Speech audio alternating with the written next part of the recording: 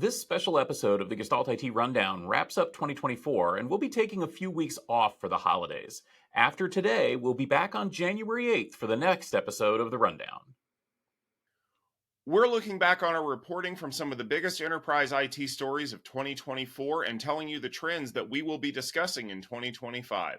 We're reconsidering Broadcom's moves with VMware, the fall of Intel, HPE's acquisition of Juniper, that Fab Chips Act, the evolution of data protection companies into security powerhouses, power-hungry GPUs, Copilot PCs, lots of AI infrastructure, lots of hacks, and Snowflake, Salt Typhoon, and those big government actions that people are taking on against big tech.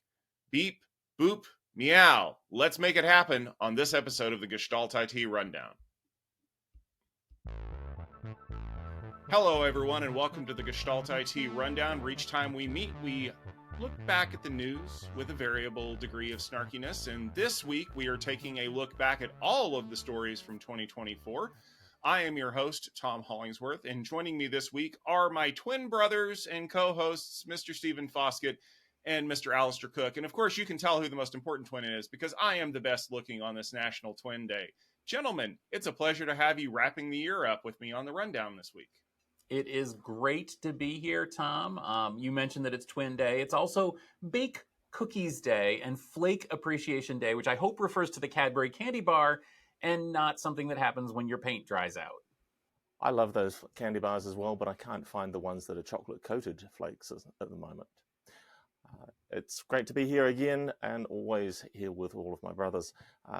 Let's rip on into the news. It's been a year, right? It is hard to say which story from 2024 was the biggest or will have the most lasting impact on the future of enterprise IT technology.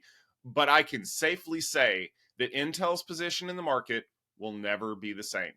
We started the year on a high note with new product launches and Pat Gelsinger's execution of his strategy to leapfrog rivals in the manufacturing process. But by the second half of the year, the rumors were already starting to swirl that the plan wasn't going well according to plan. And that all came to a head on the 2nd of December when the company announced the surprise retirement of Pat Gelsinger and all of the associated fallout that came along with that. Stephen, talk us through what happened and how we ended up where we're at right now.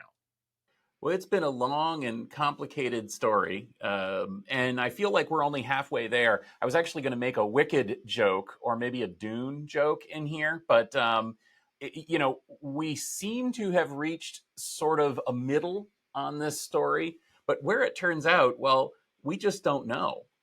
So back at the beginning of the year, set your Wayback Machines to prior to December, when all of this seemed to be moving according to plan.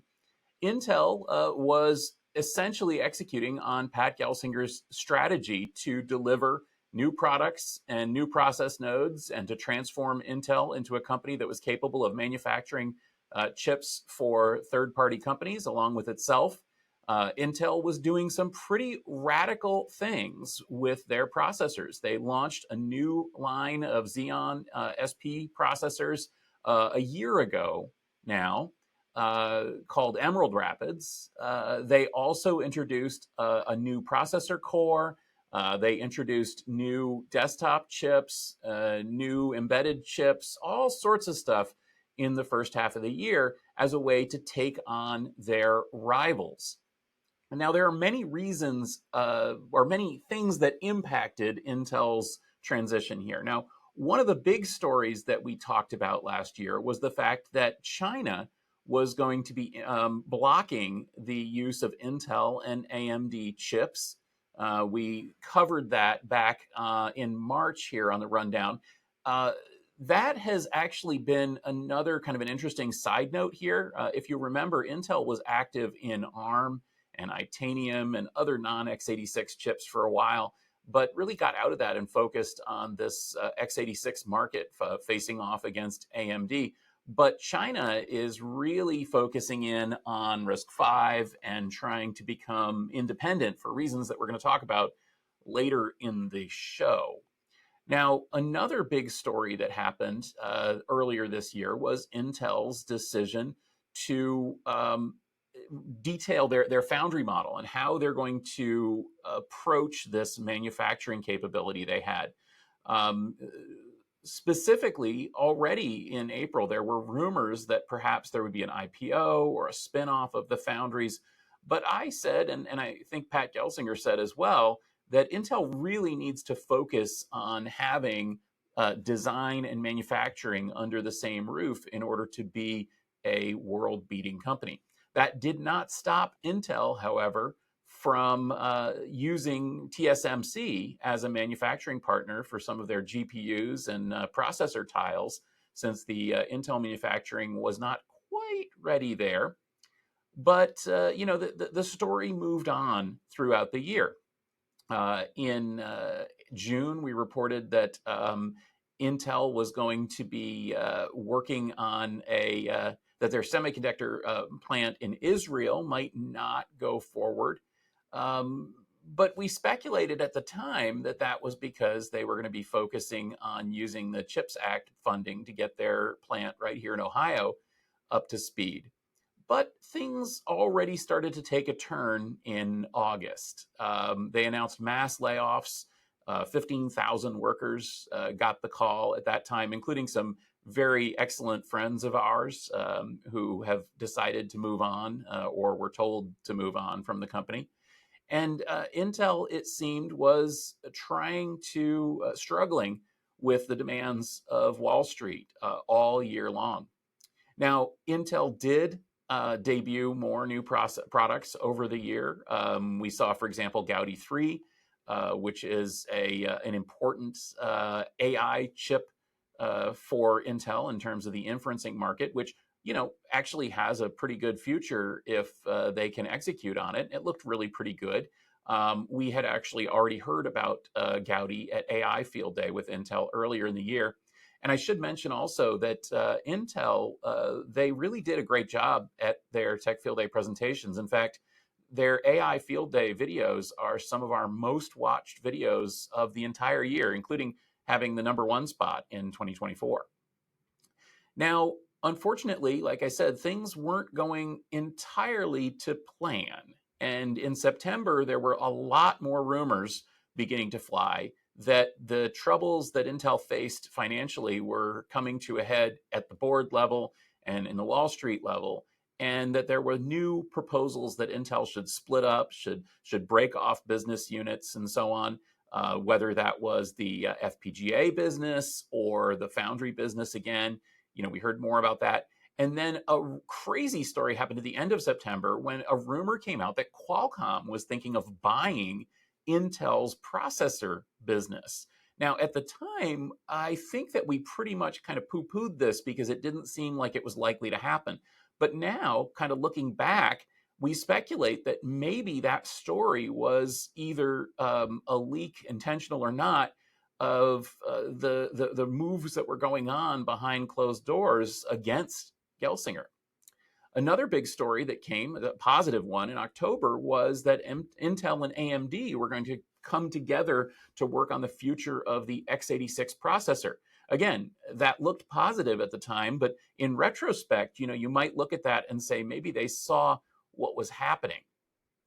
Finally, we reached December. Now, the day after Thanksgiving, a little noticed story was released that mentioned that the CHIPS Act cash that Intel was going to use was tied to Intel's ability to keep their manufacturing in-house and to deliver products for the US government.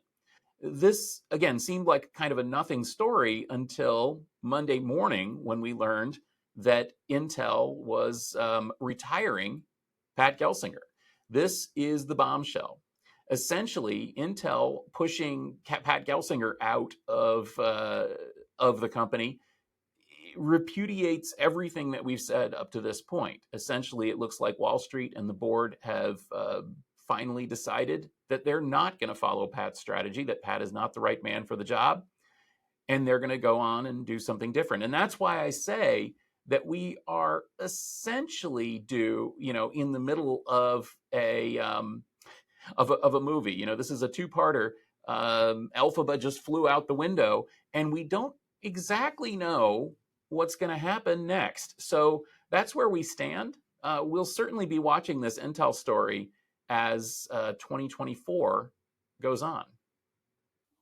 Well, thanks for that, Stephen. Another huge story is the continued VMware by Broadcom saga, and it's going to continue to be one for a long time because the moves that Broadcom is making to keep VMware dominant in the compute market continue to be received with mixed reviews. Customers are pushing back.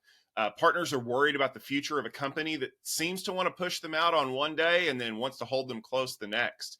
It's created a very tense atmosphere of companies that are exploring alternatives and questioning whether or not it's time to move to the cloud full time. Let's take a look back at the roller coaster that was VMware by Broadcom. Alistair, what have you got to say about this? This saga has been going on for years. Since 2022, when Broadcom made an unsolicited offer to buy VMware. Like the last 2 years, 2024 brought plenty of VMware by Broadcom news. Our coverage of the 2024 edition of the saga began on January 3rd, as Broadcom shut down the VMware Partner Program, and then generously allowed ex-VMware partners to apply for the Broadcom Partner Program. Now, there was a period of uncertainty between those two announcements, and also there's a requirement in the Broadcom program for a minimum of $500,000 spend with Broadcom, and they kept some of the smaller VMware partners and service providers from being admitted into the Broadcom program. The next news was that Broadcom was taking the top 200 VMware customers away from those partners and dealing directly with them. We reported on this on January 10th. And noticed that any partner who had a deal underway with one of those 2,000 top customers, that deal got cancelled straight away. And that's really a problem for those partners who had invested time and effort into getting those deals going. The following week brought another piece of news, the news that Broadcom had cancelled all of the perpetual license sales for a whole swathe of VMware's products, including VMware's ESXi hypervisor. From then on, only subscription-based sales would be available. That same week, 17th of January, we also had news of Veeam adding support for Proxmox. Now, Veeam had been a partner for VMware for a very long time. Veeam's business started around VMware.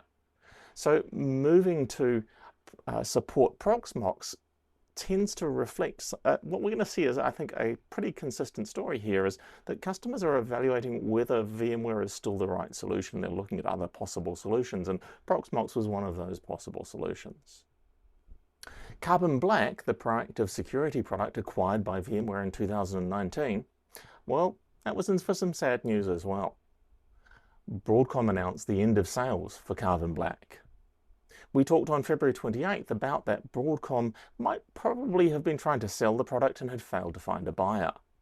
And we were concerned that there might be some redundancies across the Carbon Black product team.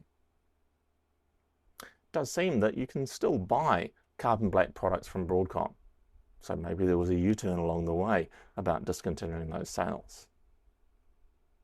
That shift away from perpetual licensing came up again on April 17th. We saw that the European antitrust investigators were asking questions around the VMware licensing change. And coincidentally, Broadcom announced that perpetual licenses could still be sold to existing VMware customers if they weren't ready to move to this full-on subscription-based licensing. Be ready for more of these U-turns on other changes later. The 1st of May brought a new name to the VMware by Broadcom saga. The end-user compute business was renamed to Omnissa, as it was spun off to KKR, a leading global investment firm. Personally, I shed a small tear for all my past students from when I taught VMware Horizon View training courses. I hope Omnissa is going well, and I hope that those VMware Horizon deployments are getting the support that they need. May 15 brought a different kind of surprise. VMware Workstation Pro and Fusion Pro became free for personal use. Great news for students and hobbyists wanting to run some virtual machines on their laptops or PCs. Although, of course, there are plenty of other no-cost, no-support options for running virtual machines. A little later, VMware by Broadcom announced that Fusion and Workstation are now free for all users. Am I too cynical if this might be a precursor to VMware by Broadcom cancelling this free product? I hope Broadcom's not so cynical. The June 12th brought back another more restrictive licensing change. Broadcom announced that on-demand licensing for the VMware Cloud on AWS was going away, and that only subscription licensing would be available. Now, the on-demand licensing provided a cloud-like ability to increase and decrease VMware footprint for these customers in their VMware on AWS cloud. Customers paid only for the VMware hosts that they needed when they needed them. With only the longer-term subscription licenses available on VMware on AWS, there's less elasticity in VMware Cloud on AWS, at least from the licensing perspective, and it becomes much more like on-premises clusters that are inelastic in many ways. Now, Broadcom had always said that VMware had too many licensing options, too many stop codes, too many programs. On June 26th, we looked at a big simplification that Broadcom announced around the VMware licensing. We got two core products, VMware Cloud Foundation and VMware vSphere Foundation. VCF for large enterprise organizations and VVF for smaller enterprise organizations. The message that Broadcom cares about the biggest 2,000 VMware customers is very clear. These are the customers that like VMware Cloud Foundation. VMware Explore went ahead. That didn't change under Broadcom. And VMware announced VCF version 9 as the private cloud for everyone, or at least everyone at a large enough organization to be able to afford and to get benefits from the VMware Cloud Foundation product. We looked at a bunch of the changes that were in VMware Cloud Foundation in the rundown on August 28th. And 2024 was the first year since 2010 that I haven't attended VMware Explore. I miss seeing my friends in the VMware community, and I hope that I'll be able to see you at other events along the way, particularly Tech Field Day events. The forced move to subscription-based licensing also caused a bit of a kerfuffle with AT&T. As we reported in September 11th, AT&T had a contract that allowed them to renew just support for the VMware perpetual licenses they already had. So they had an option to continue to renew that support. Broadcom wanted them to transition to full subscription-based licensing, and naturally at a higher cost than just support, and AT&T took them to court. It seems that the two companies worked out their differences in private after the presiding judge told them to just talk to each other like some grown-ups. Along the same line, there have been a lot of stories about massive hikes in VMware licensing cost. On December 4th, we reported on a huge 1,000% increase in the VMware licensing cost at Beeks Group in the United Kingdom. Beeks Group chose not to use VMware and to migrate their 20,000 virtual machines to OpenNebula as their new private cloud platform. That's a pretty significant size of migration. That's a large customer that could have been a loyal VMware Cloud Foundation customer if they hadn't seen that 10 times increase in their licensing cost. Earlier this year, I talked to a university here in New Zealand, in fact the one I graduated from, and they chose not to take what reportedly was a 400% VMware license increase, and they replaced their relatively modest estate with Nutanix. Now, both the university still has a minimal VMware presence because there are some of the vendors that supply the university that only support their products on one hypervisor. And I suspect the same is true for Beeks because the description was that the majority of their 20,000 virtual machines had been moved to OpenNebula, not 100%. Now, do you remember I mentioned U-turns a couple of times? Well, on December 11th, we reported that Broadcom had changed its mind about taking those top 2,000 VMware customers direct. The change was that only the first 500, the largest 500 customers, were going to be direct customers that Broadcom was going to own directly. The other 1,500 of those 2,000, they could actually transact their business through a partner rather than having to work directly with Broadcom. We suggested that maybe that this was around trying to stem the tide of customers migrating away from VMware for their virtualization platforms. And I do wonder whether VMware's customers are more demanding, expect a higher level of service than Broadcom's average customers, and maybe Broadcom was trying to pass that higher demand across onto their partners. Either way, Broadcom partners will be celebrating the fact that they've got access to a whole lot of business that, well, they had before it was taken away from them. But those same partners will be wondering whether there might be another U-turn and whether that business might be taken away from them again. I think we can expect to see more of this story as we move into 2025. Will Broadcom make massive changes? Will Hock Tan get what he was looking for when he added VMware to the company? The biggest news in the networking industry comes from HPE's announcement that they're buying Juniper in a blockbuster deal to take on the biggest players out there. HPE is gearing up to be an integral part of the new generation of enterprise IT, focused on delivering the products and services that are necessary for the new advancements like AI and hybrid cloud. The first step in this new journey is buying the backbone of the network that cloud providers, service providers, and end users are using on campus. Tom, networking seems to be core to all of the things that are happening in enterprise IT. What's going on here with HPE and Juniper? It was really shocking to me that essentially one of the largest networking companies out there, I mean, number 2, if you want to call it by ports shipped, was looking to buy number 3, depending on what you wanted to call it, because I'm sure they'll tell you they're number 2 in some manner or another.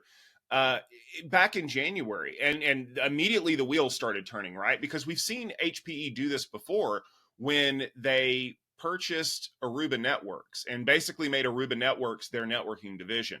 I mean, for a long time, it was Aruba, a Hewlett-Packard Enterprise company, and then it was HPE Aruba Networking. And then with the news that Rami Rahim would be taking over as the head of the HPE networking division, and I'm assuming there was a rebrand incoming, it was, big news. Not just that, but the fact that this came out in January, everyone started saying, oh, do they want all of the AI operations functionality that comes with a tool like Marvis?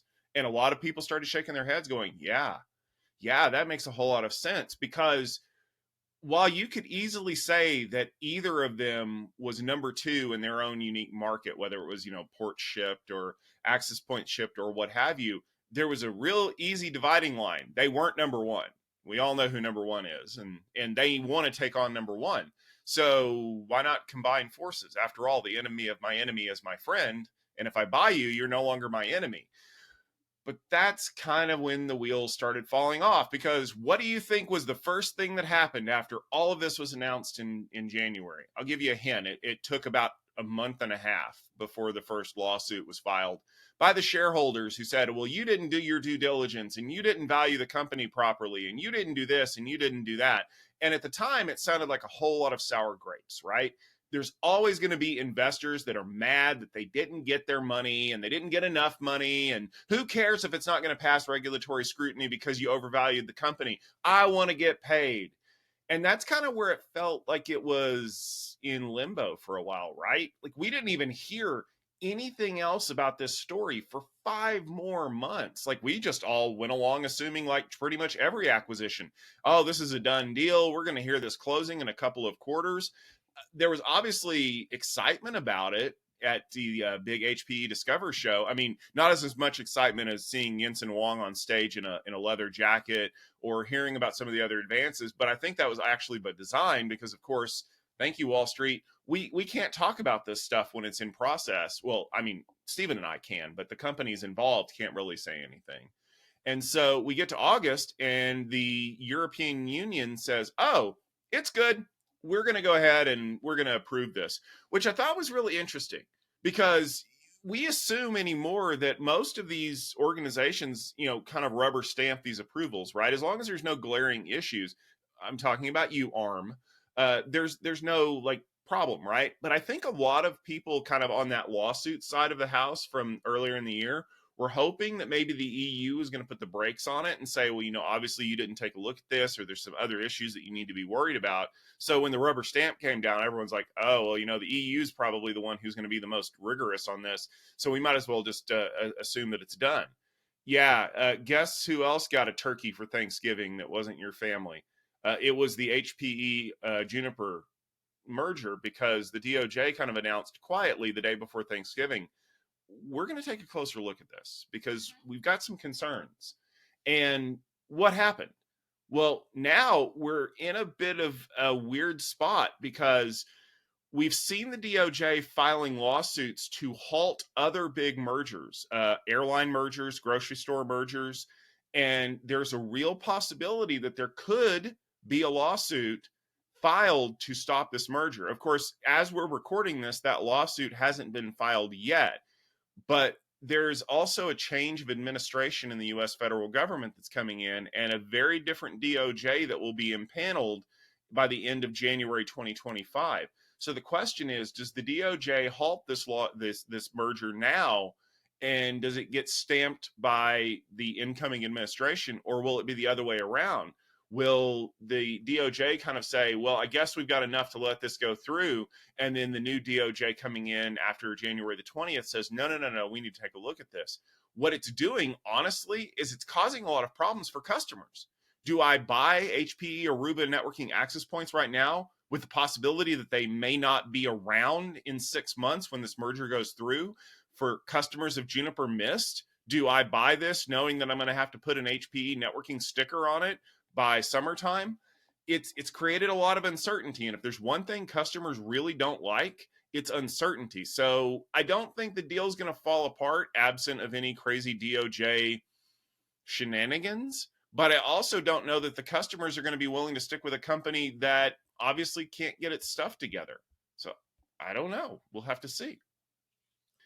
You may recall that in 2022, the United States passed the CHIPS Act, which was aimed at securing America's access to advanced semiconductors. There was a lot of money that was allocated to build fabrication facilities here in the United States, and that amount of money really tilted the market. Every company was asking for cash to support operations here in country.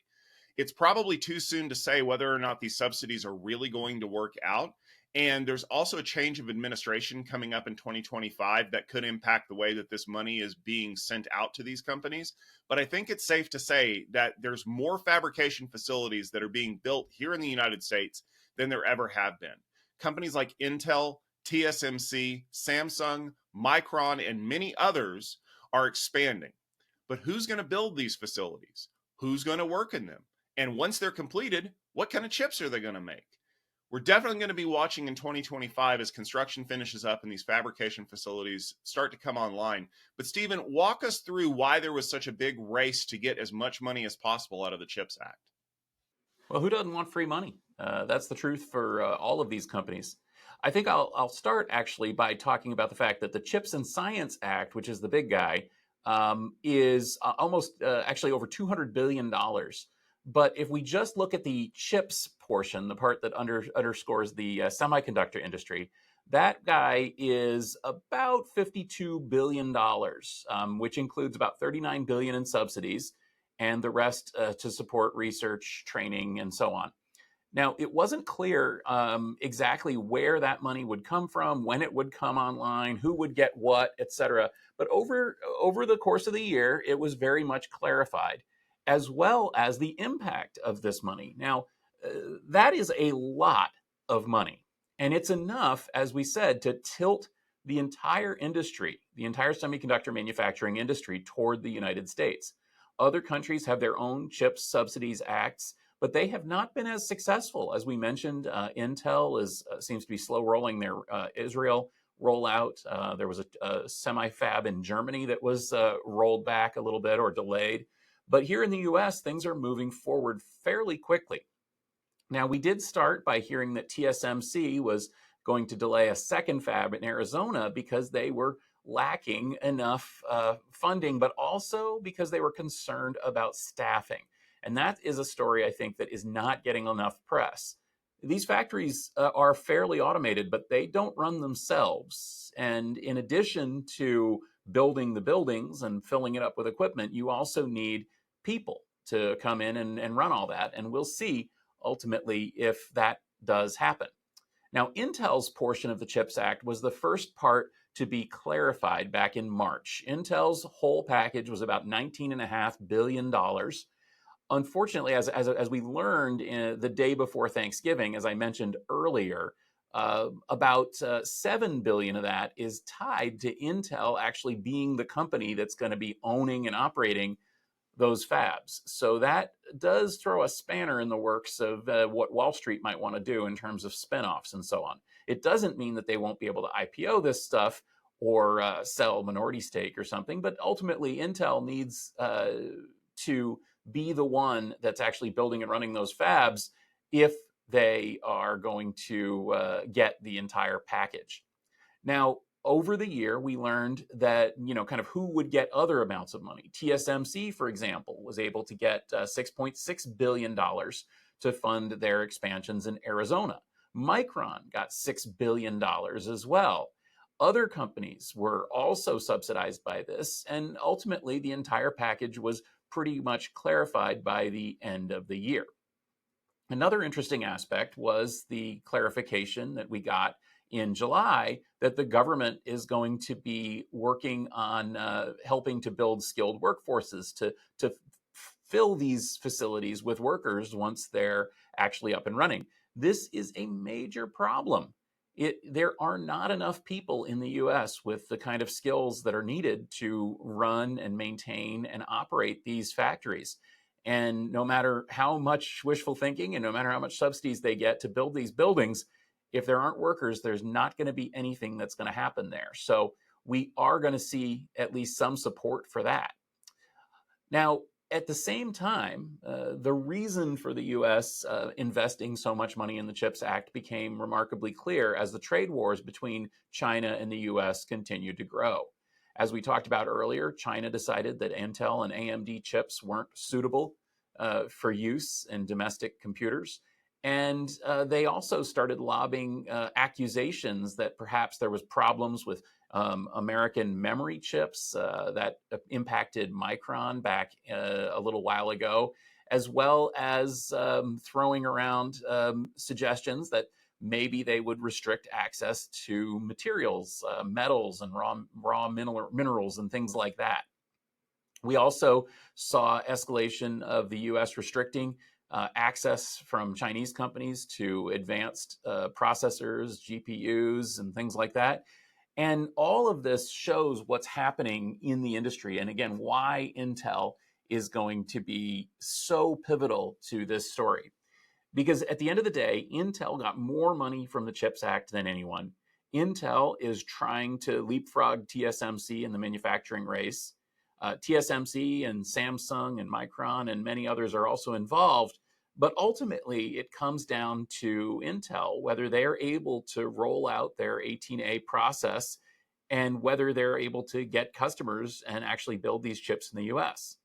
And another thing that I'll bring up too about the CHIPS Act that I think deserves mention is that we are not entirely sure what's going to happen next. So it's all well and good to actually manufacture chips in the US, but what about packaging those chips? What about processing them? Does that require them to be shipped overseas? Again, well, right now the answer is kind of yes. We'll see long term what this means, whether all of the associated industries are going to be here so that the US will actually be able to build entire semiconductors, entire systems on chip here in the US. That's not entirely clear either. So it's a lot of money. It's a lot of investment, and we'll see what happens. Plus, as we mentioned, the next administration is going to come in. They're going to take a look at this. Now, the horse is already out of the barn on a lot of this funding. There's not a lot that they're going to be able to claw back. I should also mention that a lot of this money goes to support jobs in what they call red states, basically the states that voted for Trump. So despite the fact that there have been rumors that the new administration is opposed to the CHIPS Act funding and that they want to undercut it somehow, they probably won't, simply because politics says it's not good business for them. Tom, the market for backup and recovery continues to transform into data protection to emphasize the security aspects of these platforms.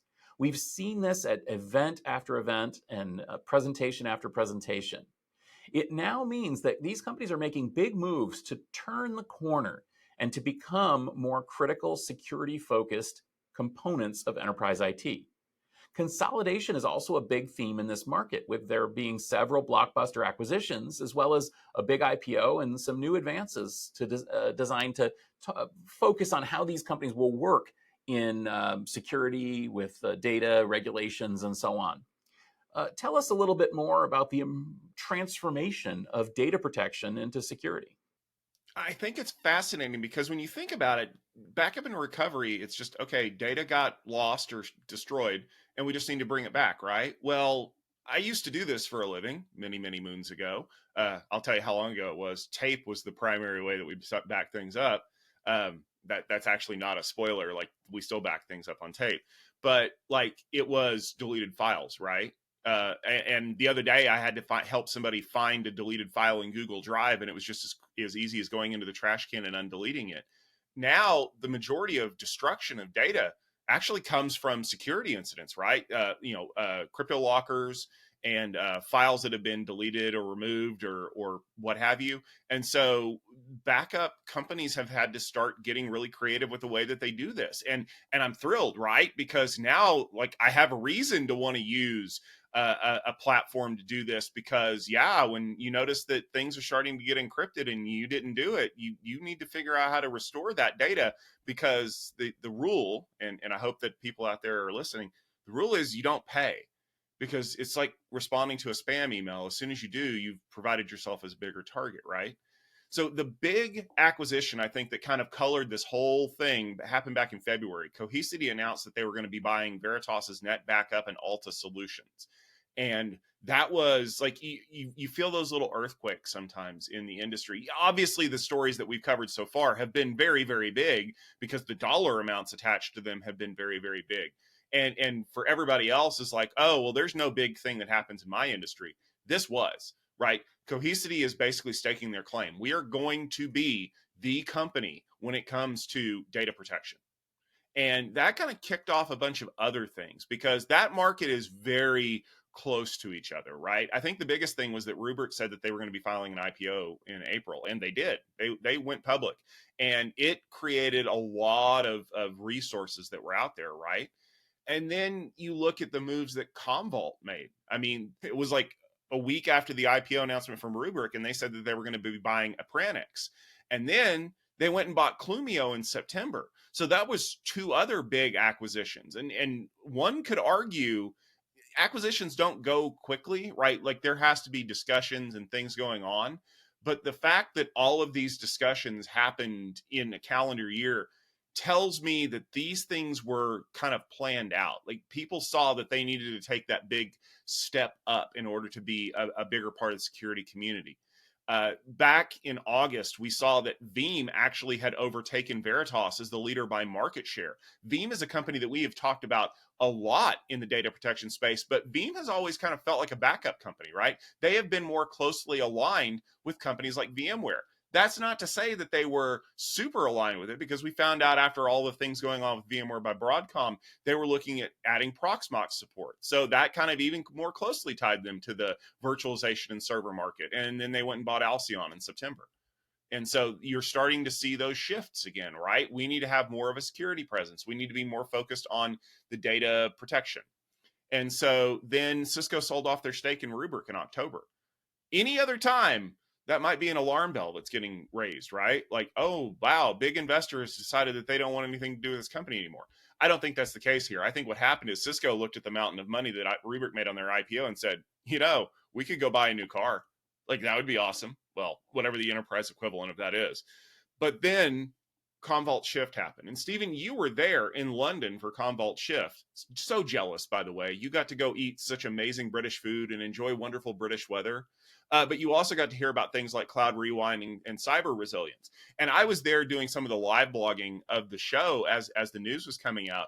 And you could tell just the atmosphere was palpable. Commvault isn't a backup company. They are a data protection company. We are securing the data in the cloud. We are making sure that it doesn't get stolen or misused. And if it does get destroyed, it can be quickly recovered. Like the dwell time between detection of an event and restoration of that invalidates any kind of business proposal, right? It's going to the point where the attackers have to be so subtle about what they're doing as to effectively be invisible, but that lengthens their timelines, which also means it raises their opportunities to be discovered and ejected. And then back in November, just a month after Commvault Shift, they announced Backtrack, which is another piece of that portfolio. So when you look at the way that these companies are starting to position themselves, and let's be fair, over last year, I kind of had a tiff with Mr. Backup, Curtis Preston, about how I thought that the backup and recovery people really should be part of the security team. And of course, Mr. Backup came rolling in and said, no, that's not what we're going to do. And then look at where we're at in 2024. You've got data protection is an integral part of what security is. They're working more closely together than they ever have in their whole life. And I'm here for it because it means that we're starting to have a unified view of the way that data needs to be saved. It needs to be protected. It needs to be hidden from attackers who can use it for nefarious purposes. So bravo to the industry for waking up and recognizing that. Yeah, consolidation always kind of makes people wonder what's going on. But I'll say this, coming from someone who has a background in security, I would rather work with a bunch of larger companies that have an integrated story than work with a bunch of small tool vendors who aren't quite sure what they want to put out yet. The voracious appetite for AI chips has entered pop culture, becoming just as much a criticism of the technology as the hallucinations and job losses. Major IT companies have scaled back their carbon neutral promises and are looking at nuclear energy as an option. Yet nothing has stopped them from building ever larger AI clusters in the race to dominate this new space. How will we feed this massive AI beast? Not sure how we're going to feed it, but it seems that the AI beast, at least in the US, is going to live in Pennsylvania, Ohio, and Indiana. Maybe a little bit of Kentucky or Tennessee. Now, it's really strange that the focus of AI has gotten to the point now where it's in popular culture that AI is destroying the rainforests and boiling the oceans and turning us into a hellscape, rather than AI itself, blocking out the sun and turning us into a hellscape. So we'll see which hellscape we get. One thing's for sure, there was a lot of talk about nuclear energy this year.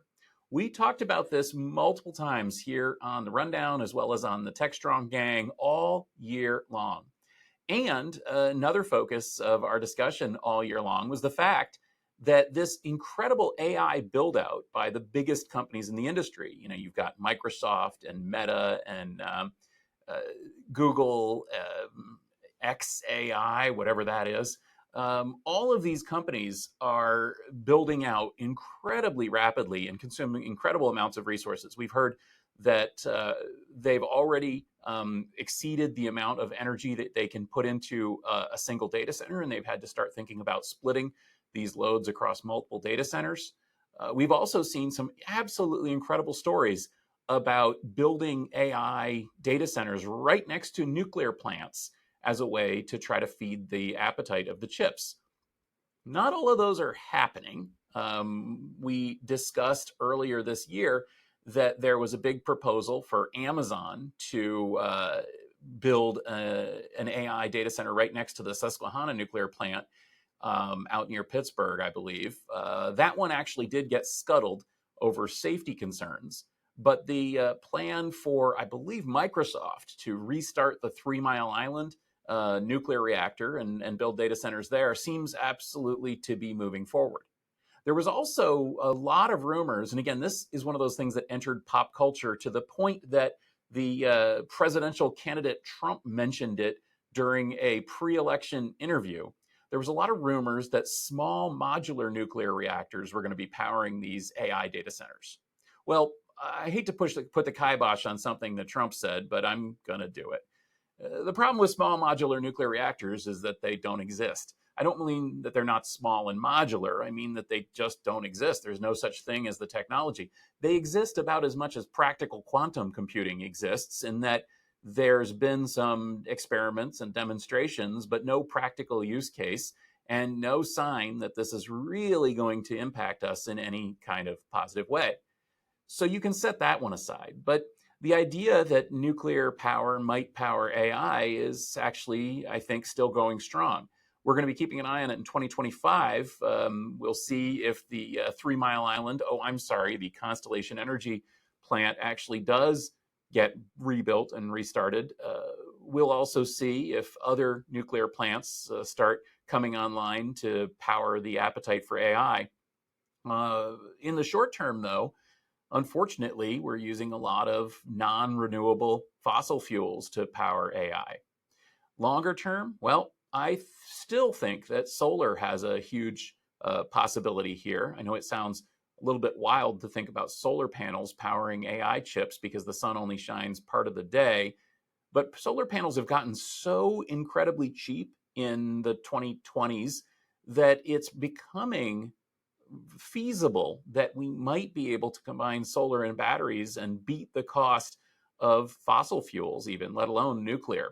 And if in that case, well, maybe we'll have a solar-powered future after all. Microsoft embraced AI in 2024 in other ways. It seems, though, that their whole concept of the AI PC might be amiss. They worked with OpenAI to continue to expand the capabilities of ChatGPT, but their implementation of AI on their own hardware seems to kind of have fallen flat. The elephant in the room came courtesy of Copilot recall.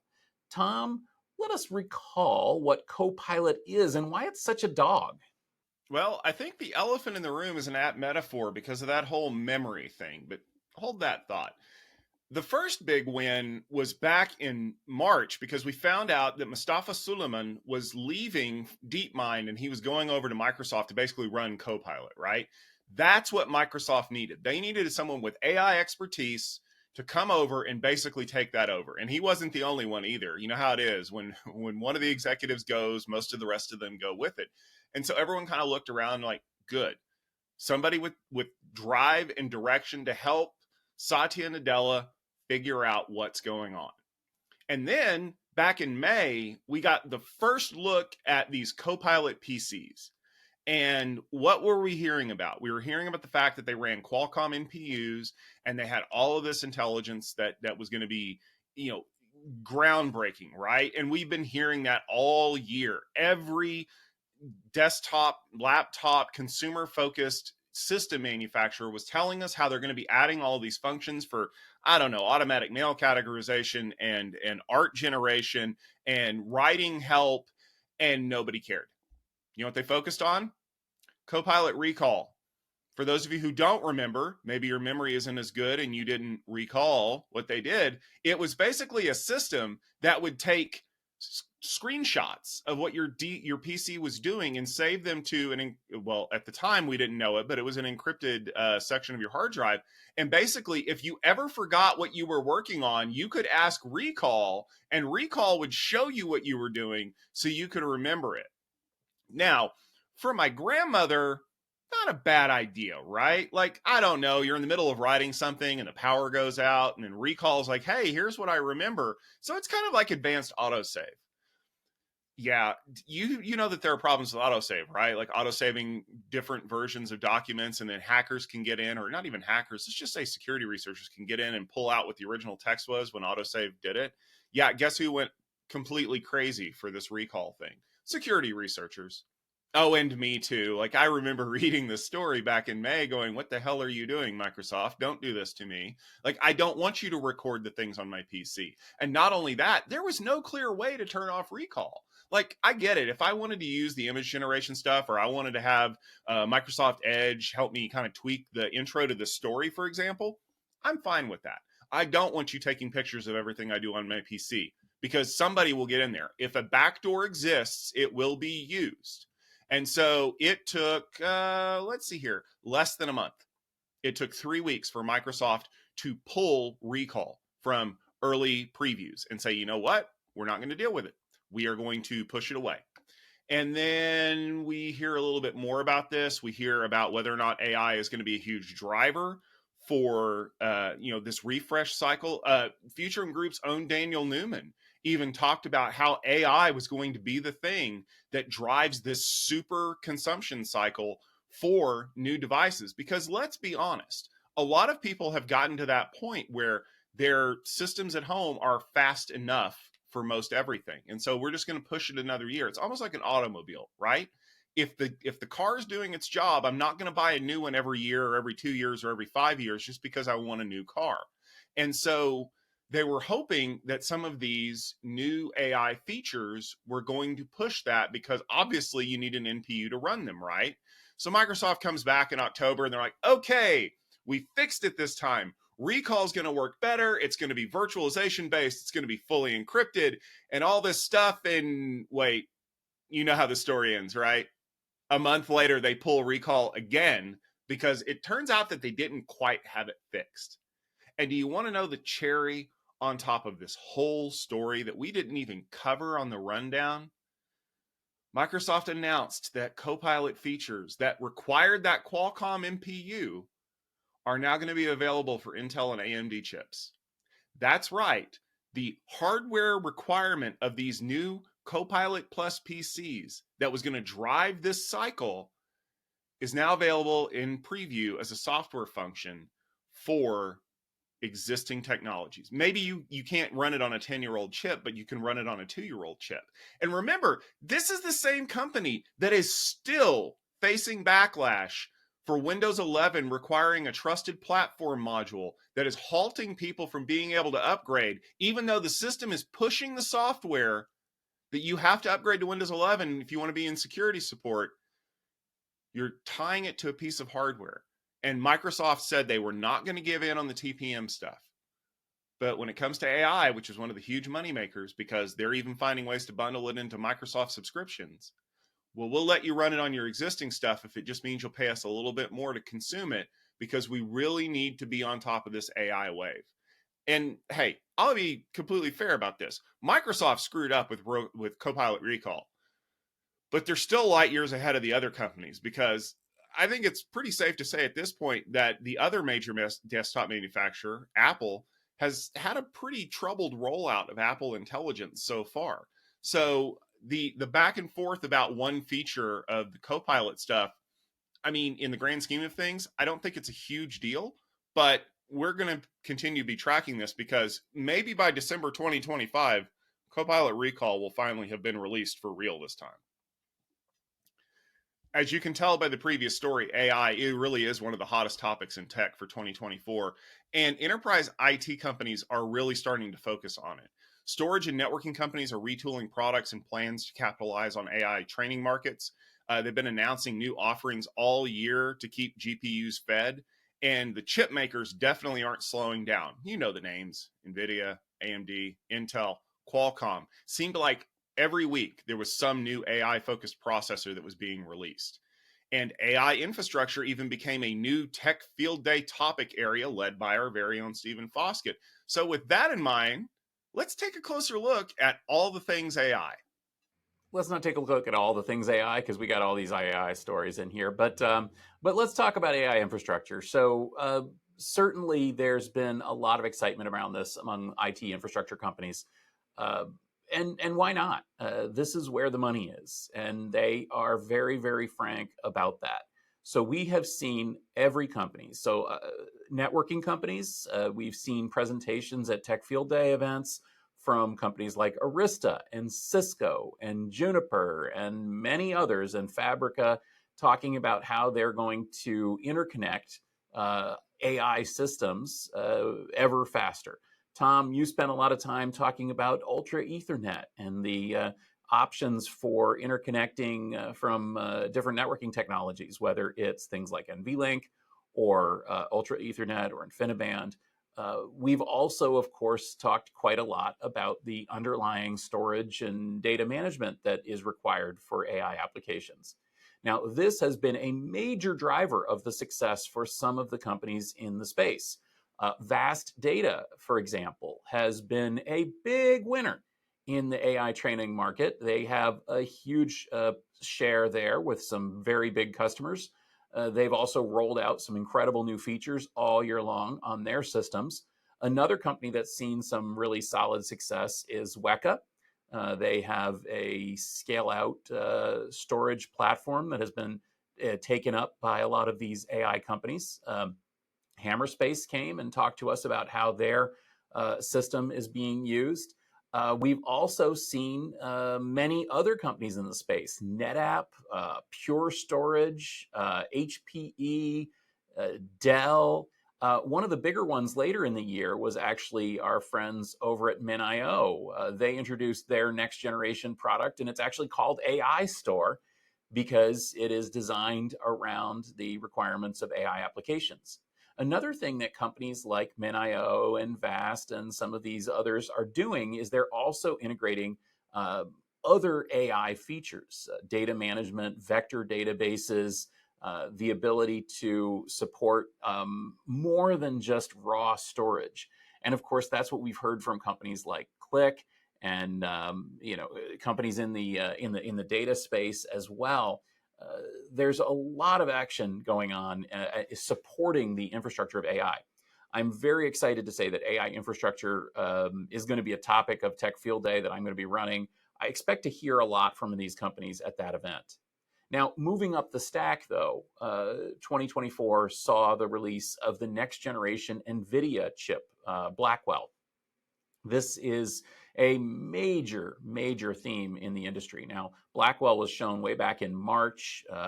They named it for American mathematician David Blackwell, and it is absolutely a monster. So far, we're actually hearing that Blackwell, despite rumors throughout the year that it was delayed or there was some problem with it, Blackwell's really coming on now strong at the end of the year. We're seeing a lot more deployment of this technology. And of course, surprise, surprise, it's a lot bigger, better, faster, stronger, and hungrier than the previous systems. And it works really well. So NVIDIA's continuing to dominate there. But how much will they dominate? Well, they acquired Run AI, which gets them into a little bit more of the software and developer side of things. But AMD has really followed their lead. So we saw AMD, for example, acquiring Silo AI earlier in July. They also bought a company called ZT Systems in August. These were part of AMD's effort to really challenge the strengths that NVIDIA has in this market. They're improving their software interfaces. They're improving their acceptability by developers. And in the case of ZT, they're improving their ability to deliver OEM systems to the biggest hyperscalers. And AMD, of course, also has their own GPU line that they've revved this year. And we're hearing very, very good things about AMD's GPUs. Now, all of this kind of culminated near the end of the year when we learned that AMD is actually ahead of NVIDIA in terms of the new systems on the top 500 supercomputer list that was announced in November at the supercomputing show. That, I think, shows that AMD is really in a strong position to challenge NVIDIA for enterprise AI dominance. But of course, there's other companies here as well. We talked about these Copilot PCs with Qualcomm. Well, Qualcomm has an extremely strong mobile AI platform for inferencing, and that could see much, much more uptake. We've also heard so many stories about Marvell out there helping companies develop and deploy custom AI chips. We've seen custom AI chips from most of the major hyperscalers getting rapid deployment. Google made news about that recently, as did AWS. We've also, of course, seen the incredible rollout of Apple's M series and next generation iPhones, which support a lot of AI power on board. And this all gives me hope that, frankly, all of the demands of these AI systems, it sounds pretty terrible, as we talked about in our story about power consumption. It sounds like AI really is going to eat the earth. But I think we're turning the corner here on AI to the point that instead of building ever bigger systems, and of course we are getting ever bigger systems. I mentioned, the XAI, the biggest supercomputer for AI in the world. Instead of focusing so much on that, we're now starting to say, what are we using this tech for? Where is it running? How is it possible? I mean, we're running basically the equivalent of ChatGPT and Stable Diffusion and things on our iPhones now, which, gives me hope that maybe we're also going to figure out how to make this AI technology something that will be supportable and sustainable. And all of these companies are part of that story. Tom, there are 3 big data breach stories that we want to cover here. The first involves Christmas and summertime, or more appropriately, snow fallout from Snowflake. The database hack had far-reaching implications for a number of infrastructure players and services. Taylor Swift fans were in the same boat as storage admins, even though the phone company in the world seemed to melt down around them. We also heard about security breaches of CrowdStrike. Of course, that made national news and stranded people at the airport. And here at the end of the year, we're being attacked by some kind of monster called Salt Typhoon. Give me a little bit more background on these stories. So there's a key theme that runs between all of these stories, and it's control. Because in some cases we were out of control, and in others we might have had a little bit too much. So let's start in June, right? We've got this first notification that Ticketmaster's database had been hacked. Okay, not a big deal, right? Like, these kinds of things happen all the time. I will say, though, that this is one of the first times that we actually saw that the new SEC reporting rules came into effect, where companies are required to notify everyone that they had been hacked within a certain amount of time. And of course, as we see a lot in these kinds of situations, they were very clear to point out that it wasn't their infrastructure that got hacked. It was a third-party database. Well, when you read between the lines and you do the math to figure out what third-party database they were using, Snowflake was the answer that kept coming up. And then it turned out that the reason why they were able to get hacked is because someone used a Snowflake employee's credentials to get into the database. That's bad. And then a week later, we start seeing more companies that are starting to get this problem. Quote Wizard was a company that was impacted by it. And there was a common theme that started coming up, was that the companies that were being breached did not have multi-factor authentication enabled. Let me just say this one more time in 2024. If you do not have multi-factor authentication enabled in your account, stop what you're doing and go do it now. Just pause this video, go enable it, and then come back. Good, I'm proud of you. So then we find out a week after that Pure Storage is starting to have these problems too. And the common denominator was, again, Snowflake. So what do you think would happen around all of this, right? Well, if I was a company, and I believe that I actually said this on the call when we had this discussion on the rundown, force MFA. Go in and check the box that says user must enable MFA at next login, right? Well, at first, Snowflake said they couldn't do that it was up to the companies that should force this, because we're just a provider and we can't do that. And I think something happened, like there was a little checkbox that got clicked in the legal department over at Snowflake when they said, actually, no, we can be sued for this if people are getting hacked, because it took about a month for Snowflake to come out and go, hey, guess what? We're going to put a checkbox in the system that can force MFA logins for everybody on their next login. Turns out we can do that when legal liability is attached. And honestly, the whole Snowflake hacking thing probably would have been one of the biggest stories of the year when it comes to outages and data issues if right after that Pure Storage announcement, we hadn't gotten the second issue with control and outages and security. And that comes courtesy of CrowdStrike. I mean, we turned it into a verb, for heaven's sakes. You weren't kidding, Stephen. People woke up on the morning of June 26th and everything seemed to be going haywire. Services were offline. If you went to the store, there was a good possibility you couldn't even pay for your stuff. People were stranded at the airport.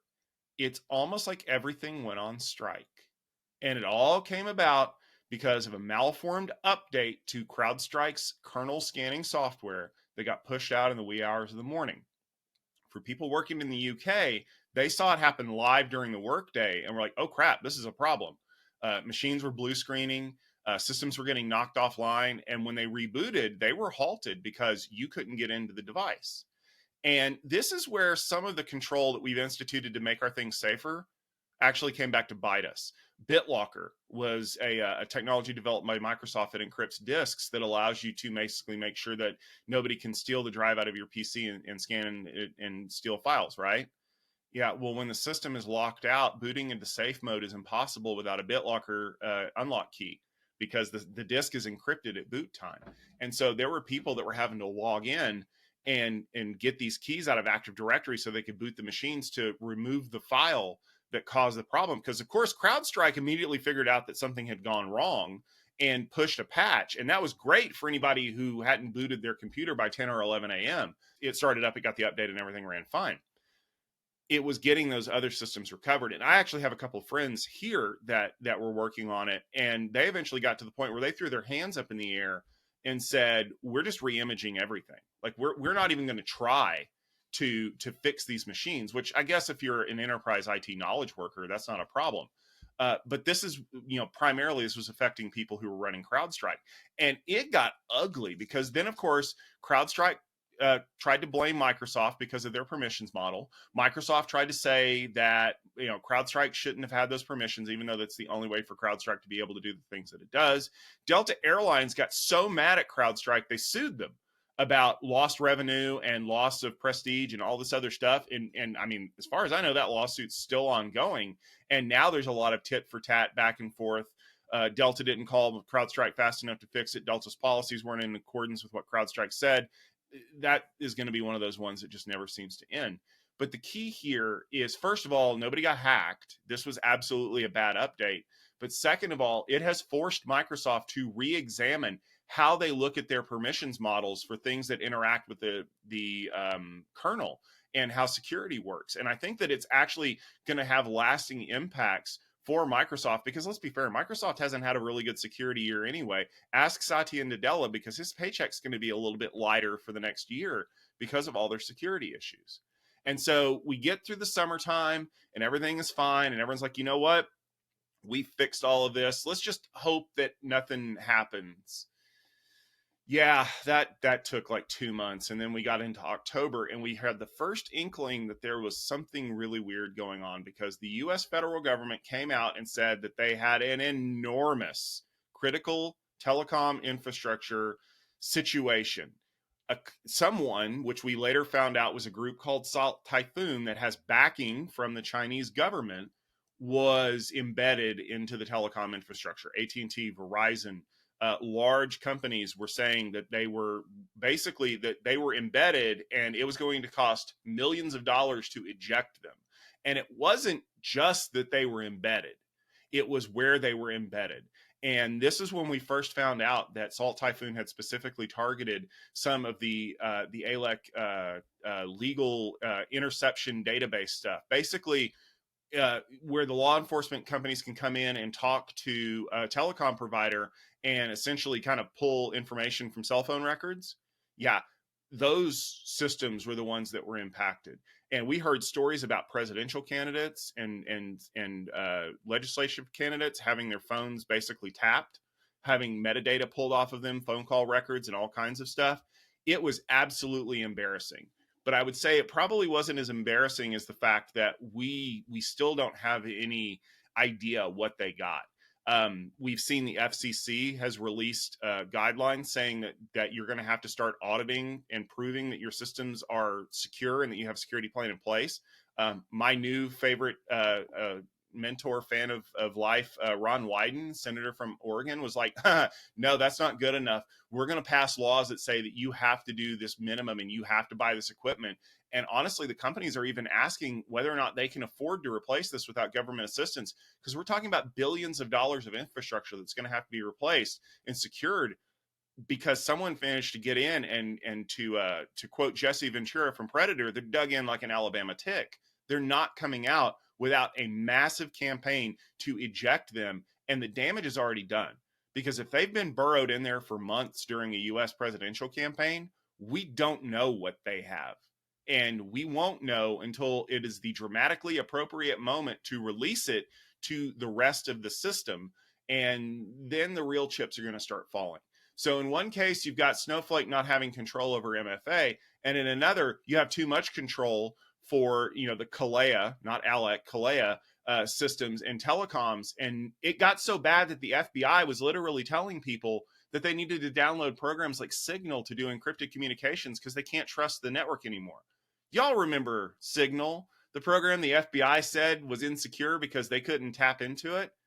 Yeah, that's how bad it got. The FBI basically said that we're going to tell you to do something that we wholeheartedly agree is wrong because we can't promise you that what you've been doing that we have access to hasn't been compromised beyond all hope of recovery.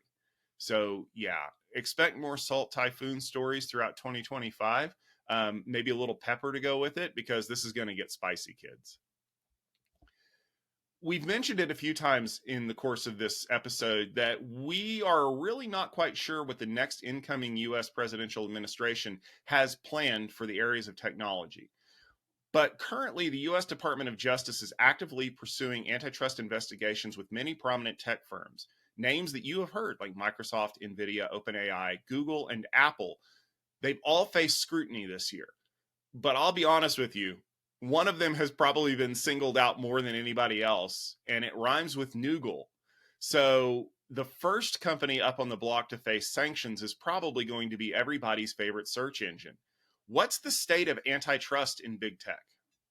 Well, rather than diving in too deeply into the specific Google case, I think that what we can do is we can say that the current administration, FTC, FCC, Justice Department, et cetera, are all actively looking at the dominance of big tech companies. And yeah, the companies you named have all been investigated at the very least.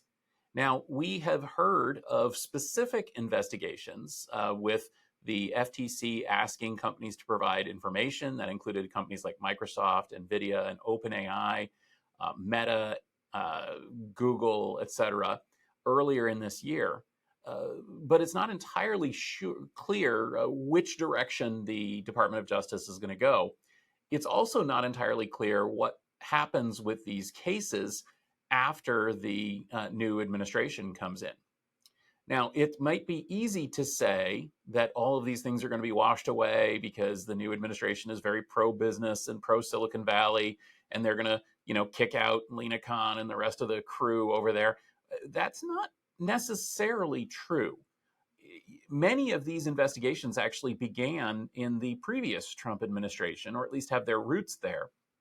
And although the Biden administration generally, and Lina Khan specifically, has really pushed forward on these discussions, it doesn't necessarily mean that that the Trump administration won't pursue them. In fact, I think there's a really good chance that, in fact, the investigations themselves, the antitrust actions themselves, and maybe even Lina Khan might continue in the Trump administration. After all, the same people that are suggesting that big business should operate without scrutiny and without as many rules and regulations are also the ones that say that these big tech companies should have legal pursuits against them for various gripes and grievances. I think that if somebody walked into Trump's office and said, should we pursue a case against Google for antitrust, he might be probably willing to say yes. So we'll see where these things go, just like we will see where, for example, the acquisition of Juniper by HPE goes. And it's not entirely clear that they will end up being scrapped. That being said, the Google action is actually proceeding a lot quicker. So as we discussed back in November, the Department of Justice has asked a federal judge to require Google to break up its Chrome and advertising and Android Google Play monopoly. That action is not going to be quite so easy to undo as a pending case or a case that hasn't been filed yet. And this could have major impact on Google generally, as well as a lot of the enterprise tech that the company is involved in. So we shall see what happens with the DOJ. I am going to go out on a limb, and the reason that I wanted this story in here at the end of the year, I'm going to go out on a limb and say that the Department of Justice is not going to become magically business and Silicon Valley friendly in the new year and in the next few years. And in fact, we're going to be doing a lot of reports on breakups and challenges and antitrust cases against these big companies, fueled by their actions, by AI, and by personal grievance among the new administration. Well, as you can tell, it's been a big year for news, and we were very happy to cover it on the rundown. But you may have noticed throughout the year that Stephen and I weren't always here together. We had an amazing lineup of co-hosts and contributors that were taking part in the rundown this year, and we wanted to take a minute to thank each and every one of them for being a part of it, because we really can't do this show alone. So special thanks to Max Mortiaro, Zoe Rose, Ned Bellavance, Lisa Martin, Mitch Ashley, Ariane Timmerman, Gina Rosenthal, Krista Case, Jack Poller, John Schwartz, Ron Westfall, Bob Suter, and Alan Schimmel for either helping us out by doing co-hosting duties one week or by reading in some of those stories that we were so excited to share with you. And we're also looking forward to seeing more of Alistair in 2025 if he joins us as a regular co-host on the Gestalt IT Rundown. Alistair, it'll be great to hear your voice joining us from down under as we talk more about news that affects everyone around the globe. And I think it'll be awesome to be able to get 2 of 3 on the show rather than having to get 2 of 2 in order to get the regular hosts. It's going to be great to take part in this on a much more regular basis. And maybe he knows something about the stories, unlike us. Well, I wouldn't go that far, but the good news is that we have an entire year to get better at this. And we want to thank each and every one of you out there for continuing to tune into the rundown. Whether you're watching us on YouTube when we publish these videos every Wednesday, whether you're reading the show notes on gestaltit.com, or you're listening to us as a podcast. And don't forget that the rundown gets posted in a lot of other places too. You can see clips of our stories on our LinkedIn page. You can also see coverage on techstrong.tv and other Future Group properties. Don't forget that we are going to be taking a couple of weeks off because Christmas Day and New Year's Day both fall on the Wednesdays for the next couple of weeks. So we're going to enjoy some time with our family, and we hope that you enjoy some time with your family as well. Until then, for myself, for Stephen Foskett, and for Alistair Cook, we want to thank you very much for joining us every Wednesday and being a part of the Gestalt IT family. But I also want to say a very special thanks to our amazing and wonderful podcast producer, Corey Deerig, who comes in week after week to fix our lighting and deal with our microphones and maybe a blooper here and there, mostly from Stephen, not from me. But without Corey, this show wouldn't work, and we are thrilled to have him back once again in 2025 as the best podcast producer on the planet. So, Corey, thanks for being a part of the Rundown. Thanks to all of you for being a part of the Rundown. We thank you. We hope that you have happy holidays to each and every one of you and yours, and enjoy your day.